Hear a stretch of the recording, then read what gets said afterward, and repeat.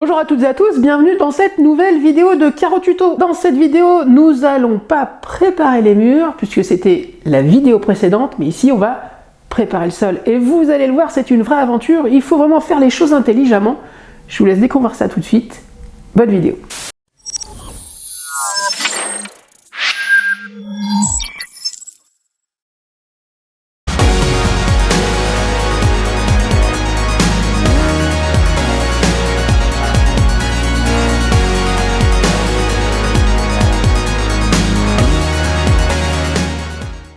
Si vous avez suivi la vidéo précédente, on doit rénover l'ensemble d'un emplacement d'une cafétéria. J'avais une préparation de mur avec tout un emplacement arraché. On a posé par la suite des pierres de parement. Je vous mets le lien de la vidéo en description. Ici, on va préparer le sol et vous allez le voir, ça va être assez compliqué puisqu'il y a plusieurs épaisseurs à anticiper en fait, puisqu'il y a une zone qui va être carrelée, une autre qui va être on va dire parqueté, où je vais devoir poser du parquet mais avec une isolation assez épaisse. Je vous rappelle que vous avez le code promo Caro Tuto sur le site icarreleur.com. Vous faites vos commandes, vous tapez le code de réduction Caro Tuto, vous avez moins 10% sur votre commande et le nombre de commandes est illimité. Je vous rappelle aussi qu'il y a une boutique physique qui s'appelle My Carrelage qui se situe à Craponne. Vous entrez dans la boutique, vous avez moins 10% si vous êtes abonné à la chaîne Caro Tuto. Je pense que c'est pas négligeable. Je vous mets l'adresse et tous les contacts possibles en description de vidéo. Allez, c'est parti, on repart sur notre rénovation. Je pars avec le piquage. Mais avant, une petite explication. On se met en place. Il y a un petit peu de bruit dans le magasin. C'est pas bien grave. Qu'est-ce que je vais faire aujourd'hui? Je vais déposer tout le carrelage qui est là. Enlever les baguettes ici, bon il n'y a rien de bien compliqué, surtout je suis curieux de savoir comment ça a été collé ici, puisqu'après on va reposer le parquet juste à côté, on va aussi changer l'emplacement qu'il y a ici, puisque ça va être un petit peu plus large, hein. Vous voyez là on a les anciens, les marques vis-à-vis des meubles, hein, les marques des meubles de la banque ici, c'est une banque où ils font le café, etc. Et moi il faut que j'arrive, vous voyez, à mordre, et quitte à être un petit peu plus large pour que ce soit bien incrusté, mais voilà, pour avoir vraiment un beau tapis ici, hein, c'est vrai que cette forme est particulière là. Là on va essayer de faire un beau rectangle, et puis voilà, après peut-être que je vais disquer ici la zone pour voir comment c'est tout, disquer la zone en parquet, enfin pour avoir vraiment un visuel sur le support que je vais avoir ici. Moi je suis vraiment curieux de savoir comment ça a été posé, c'est très important puisque il faut que je rattrape, ou alors il faut que je ponce, ou alors il faut que je pique, on va voir. Parce qu'ensuite je vais poser le parquet ici, le parquet est changé, le carrelage je crois que c'est le même hein, qui est prévu, mais bon le jeu ça va être d'avoir la zone vraiment saine pour pouvoir carreler, avoir quelque chose de plat ici. Est-ce que je vais devoir faire un ragrage ou pas? J'en sais rien, nous verrons bien. Mais là c'est piquage, alors c'est casque et c'est parti.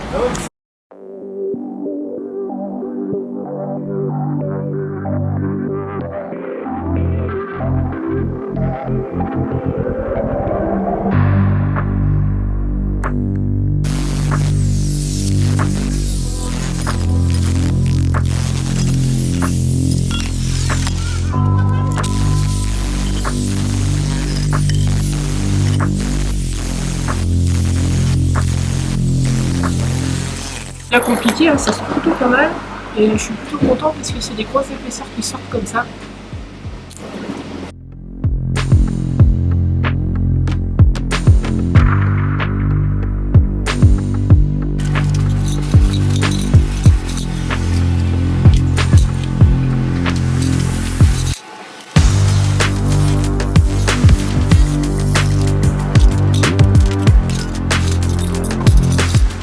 Regardez, alors là c'est vachement intéressant puisqu'ici on voit qu'il y a eu quelque chose qui a coulé, qui a stagné vraiment très longtemps.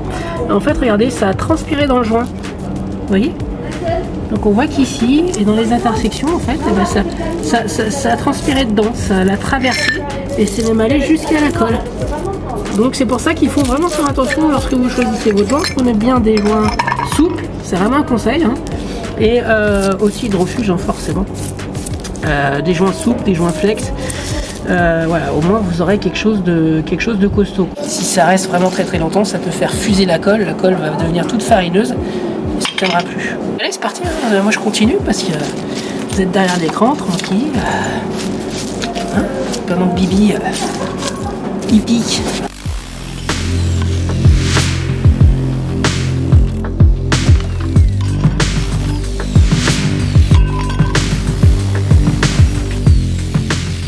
Du coup, cette épaisseur de colle, bah, je vais pas l'enlever, je vais la garder. Il y a 2-3 endroits où je vais devoir l'enlever, par contre, puisqu'il y aura du parquet. Et ce parquet, le parquet que je vais devoir poser, il aura cette épaisseur là. Donc vous vous rendez bien compte que ça va faire des décalages. Je vais garder ça ici. Après je vais bien le primériser. Il y aura certainement une zone où je vais devoir faire un ragréage, puisque mon parquet que je vais poser après, il va arriver là-bas. Donc je vais certainement avoir une zone comme ça à ragréer. Vous voyez, pour tout égaliser en fait, pour arriver à la hauteur de la colle. Et ensuite tout recarreler.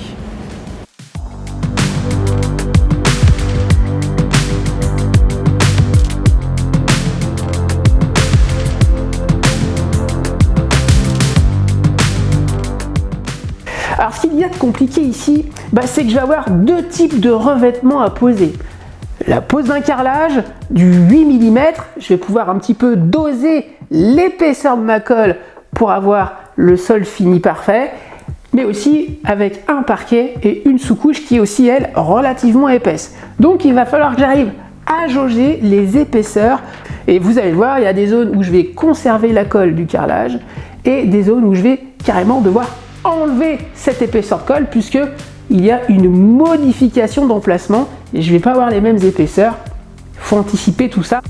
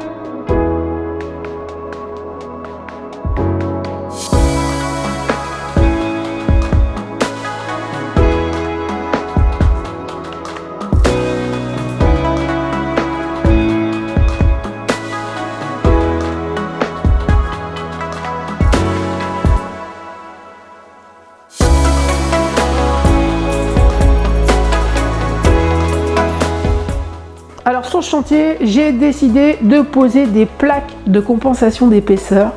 Je vous explique pourquoi j'ai procédé à ça tout de suite.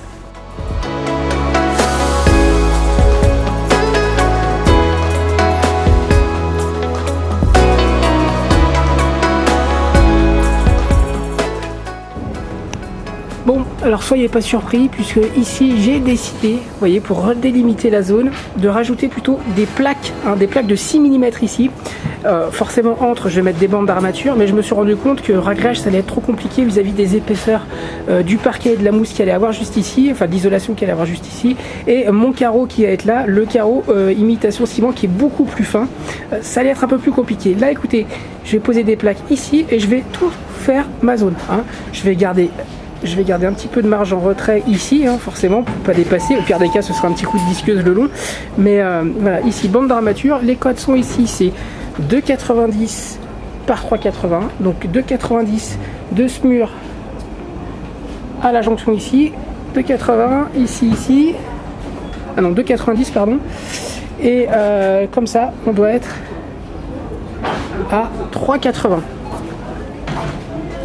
Donc là, écoutez, les plaques, je les ai peignées ici bien grasses, vous voyez, pour que la colle imprègne bien derrière. Et après, vous voyez, avec notre règle, et ben, on vient, vous voyez, ajuster le niveau.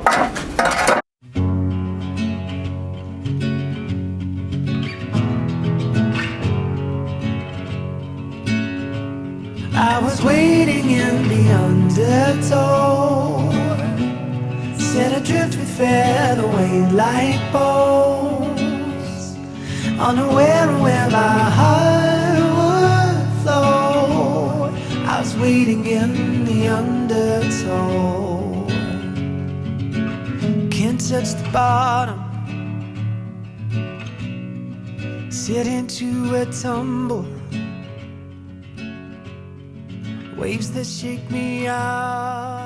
Alors on se retrouve très bientôt pour la pose de carrelage de parquet. Je vous dis à très vite pour de nouvelles vidéos, puis surtout prenez soin de vous.